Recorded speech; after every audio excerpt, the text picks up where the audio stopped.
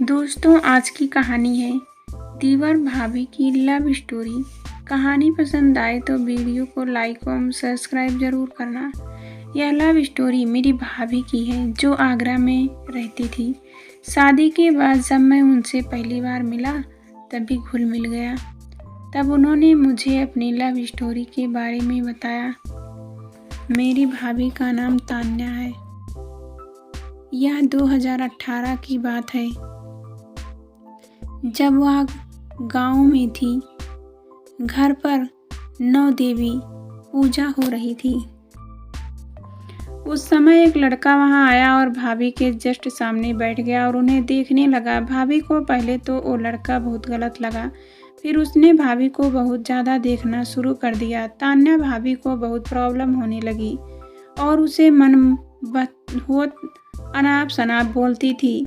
एक दिन जैसे ही वो भाभी के पास आया, भाभी ने एक जोर का थप्पड़ उसके गाल पर जड़ दिया। वो बहुत डर गया और उस लड़के ने भाभी को देखना बंद कर दिया। वो लड़का उन्हें अब परेशान नहीं कर रहा था।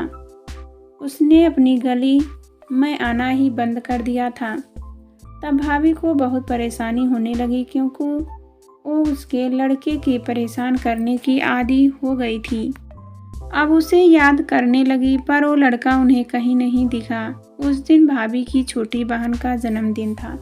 सभी मस्ती कर रहे थे। भाभी भी ऑलमोस्ट उसे बुलाने वाली थी, लेकिन उसी दिन वो लड़का फिर आ गया और आते ही उसने भाभी को हाय कहा। इस बार भाभी ने कुछ नहीं कहते हुए उसे हाय का जवाब दिया। इसी से वो लड़का समझ गया कि कुछ तो बात है। फिर मेरी भाभी के भैया आए और बोले, अरे अमन, तू यहाँ क्या कर रहा है? चल थोड़ी बर्थडे में हेल्प कर। तो वो लड़का हेल्प करने लगा। हाँ, एक लाइट लेके घर पर चढ़ गया और मेरी भाभी ने उससे कहा, गिर जाओगे? तो उसने कहा, तुम हो तो सही मुझे संभालने के लिए तान्या। भाभी ने स्माइल की, वो भी स्माइल करने लगा। फिर बर्थडे सेलिब्रेट हुआ। सभी पार्टी में एंजॉय करने लगे। तभी वो लड़का आया और बोले, तान्या, मैं तुमसे कुछ कहना चाहता हूँ। तो भाभी ने बोले, कहो। तो उसने कहा, क्या तुम मेरा टाइम पास बनोगी? तो भाभी ने कहा, क्या कह रहे हो? वो लड़का पहले डरने लगा और उसने बोल दिया, आई लव यू तान्या, मैं तुमसे बहुत प्यार करता हूँ, तुम मेरी ज़रूरत हो। भाभी तो पहले से ही उससे प्यार करती थी, लेकिन फिर भी बोल दिया, सोचकर बताऊंगी, तुम अपना फ़ोन नंबर दे दो। और 2 दिन बाद भाभी ने बोल दिया, आई लव यू। तो अमन और लव स्टोरी शुरू हो गई। आफ्टर मिक्स मंथ भाभी की शादी तय हो गई और वो लड़का दोनों अलग हो गए।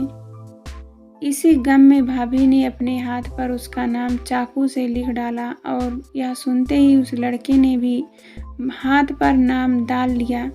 शादी वाले दिन वो लड़का बहुत रोया और 3 दिन तक रोता रहा। फिर भाभी ने उसे मेरे फ़ोन से कॉल की और कहा, तुम मेरे देवर के दोस्त बनकर मुझसे मिलो, मैं तुमसे मिलना चाहती हूँ। और वो आएगा और मौका देखकर मैं उन दोनों को मिलाया। वो लड़का दोनों मिलते ही बहुत रोए और जो भी मन की बातें थी वो सभी शेयर की। आखिर में लव ईद करने जा रहे थे। फिर मैंने कहा, जस्ट स्टॉप, मैं किसी को नहीं बताऊंगा, तुम अपना प्यार रेगुलर रखो। और आज भी वो एक दूसरे से मिलते हैं और किसी को पता भी नहीं है।